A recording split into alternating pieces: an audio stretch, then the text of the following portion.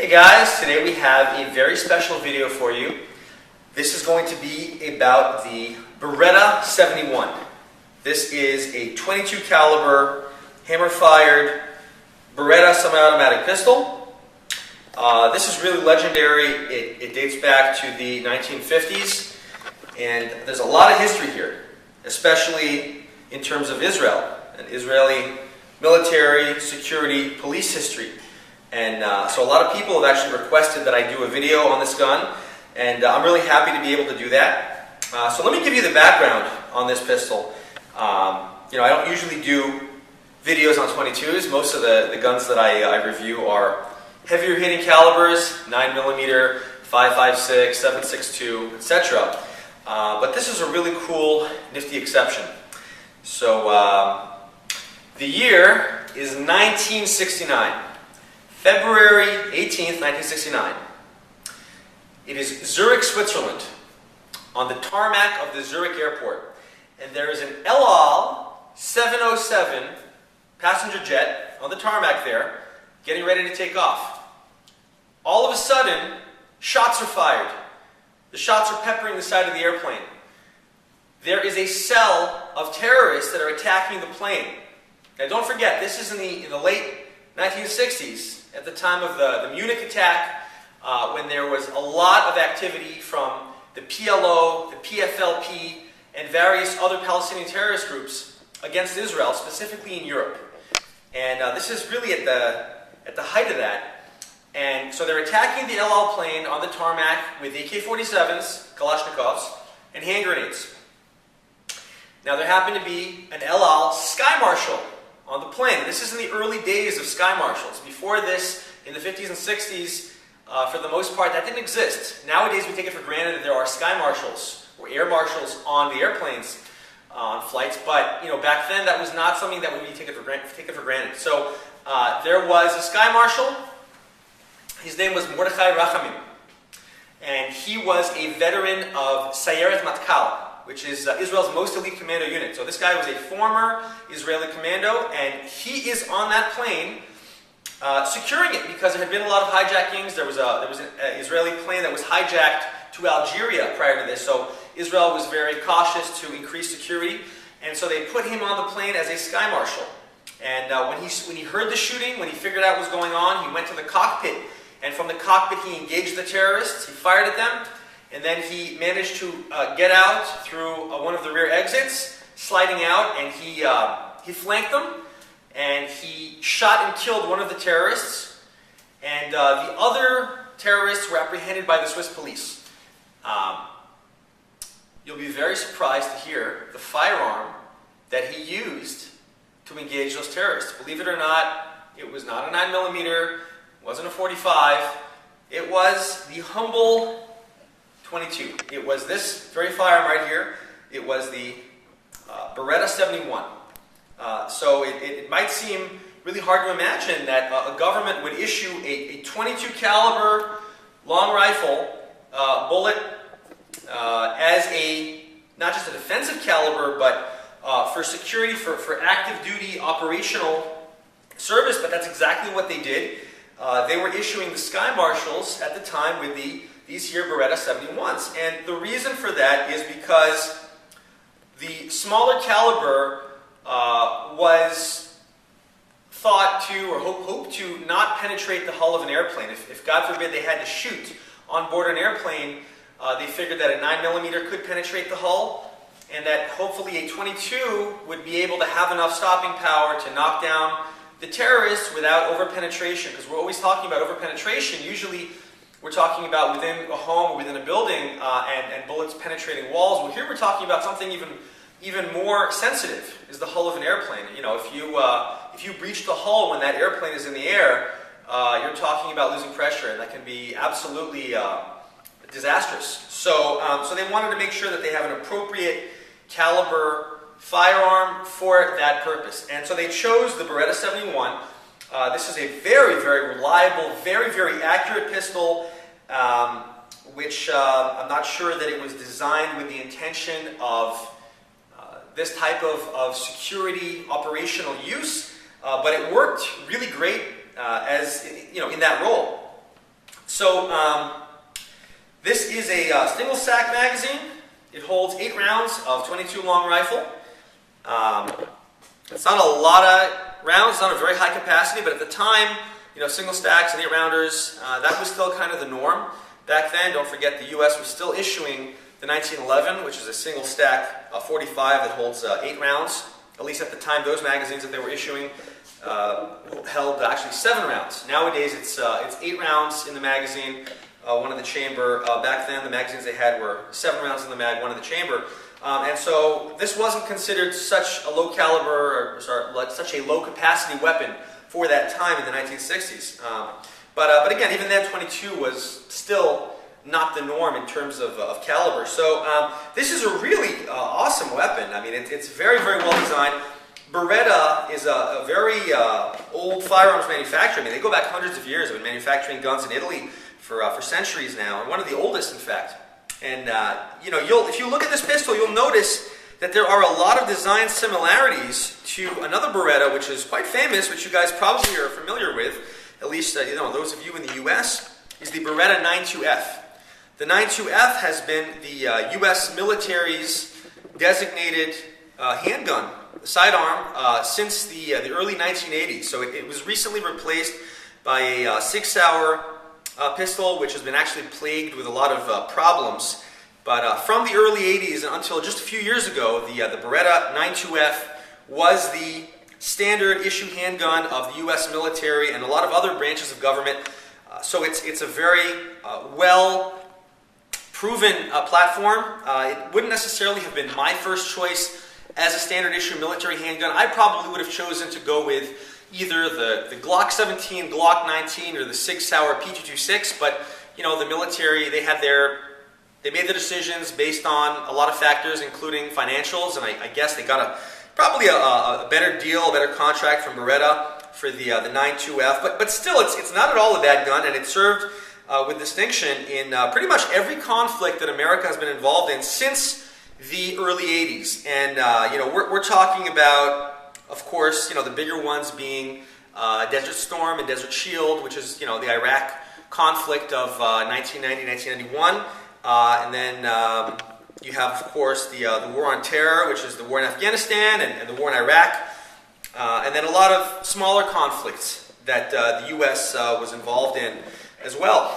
And this weapon, again, it served with distinction, the 92F. A lot of soldiers, they had to use that weapon as their sidearm, and it saved their life.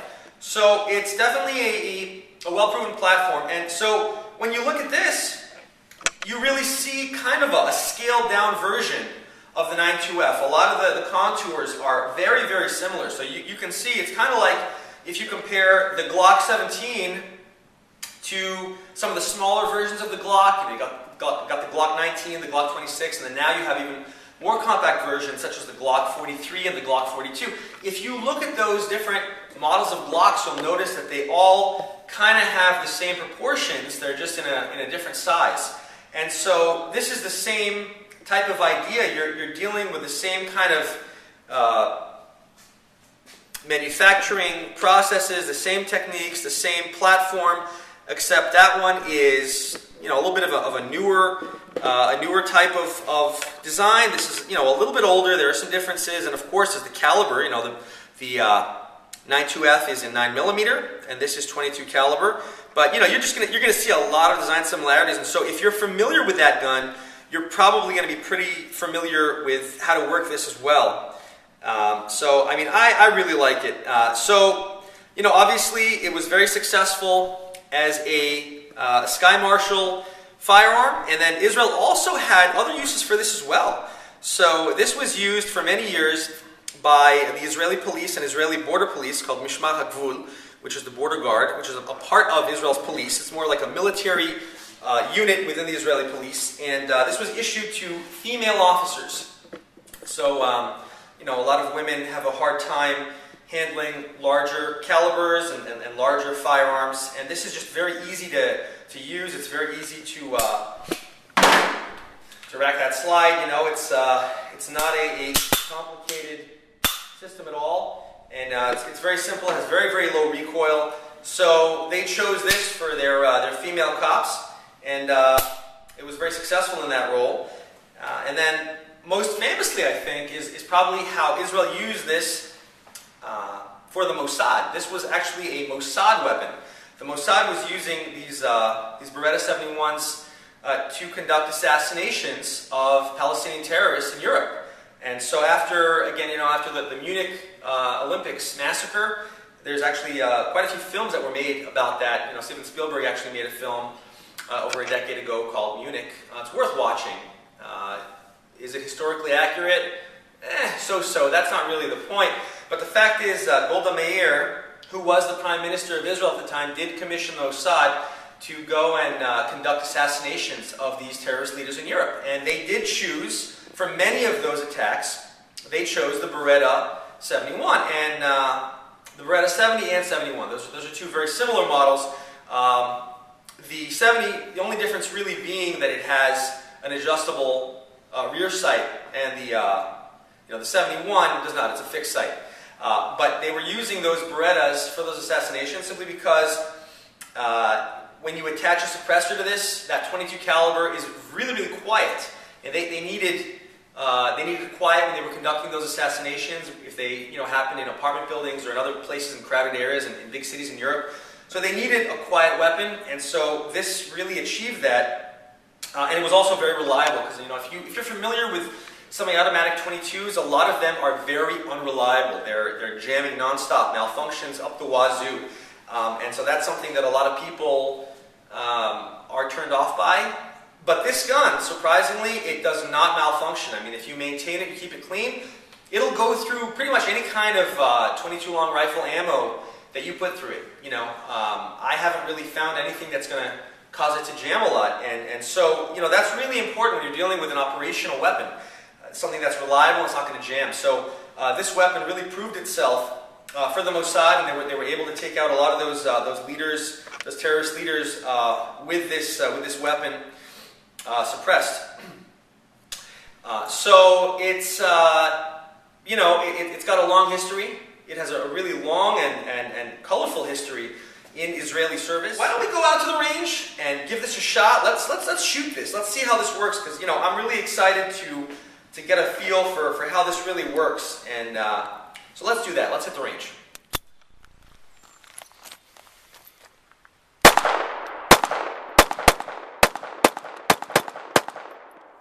Let's try another mag.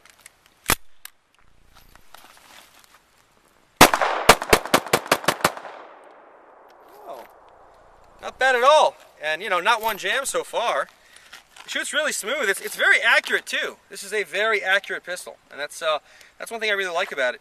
And the magazine, as you see, it's got a little, because the grip here doesn't go all the way down. Your pinky is not, if you're a big guy like me at least, your pinky is not reaching all the way down.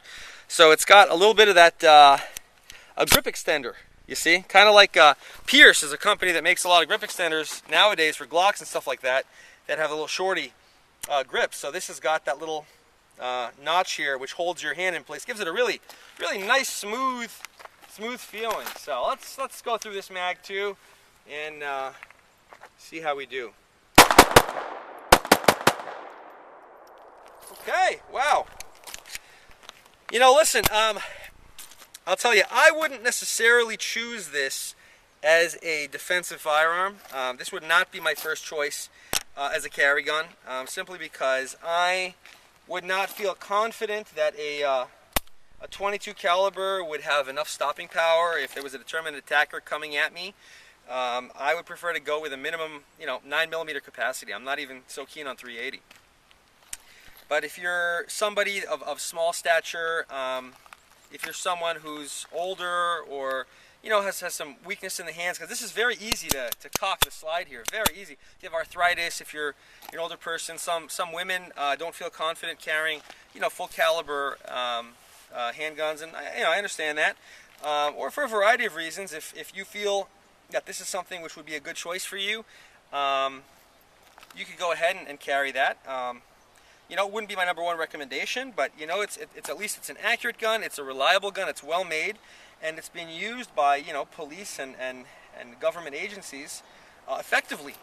And 22s very often jam. This one doesn't. So at least I haven't had any jams with it so far. I'm sure if it was dirty enough, it'd probably start to jam. Or if I was using really bad ammunition, but regular, 22 caliber long rifle ammo, it does great with. So I like it. I recommend it.